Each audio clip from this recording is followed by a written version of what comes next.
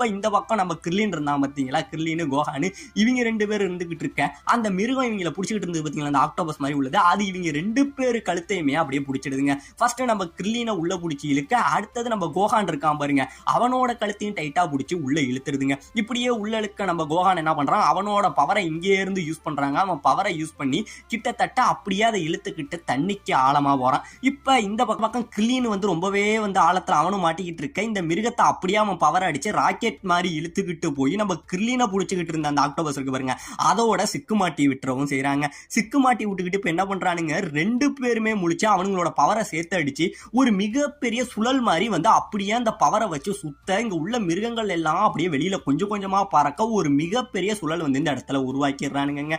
இப்ப இந்த பக்கம் இவங்க 2 பேரும் வந்தவங்க இந்த டோர் ஓபன் ஆகலன்னு சொல்லிட்டு இப்ப நமக்கு வேற வழியே இல்ல, அந்த பாதை வேற மூட போது, நம்ம சீக்கிரம் போய் அந்த பொண்ணை கூட்டிட்டு வரணும், அவளை கூட்டிட்டு வந்தோம்னா நம்ம தப்பிக்கிறதுக்கான வழி தெரியும் அப்படின்னு இவங்க சொல்லி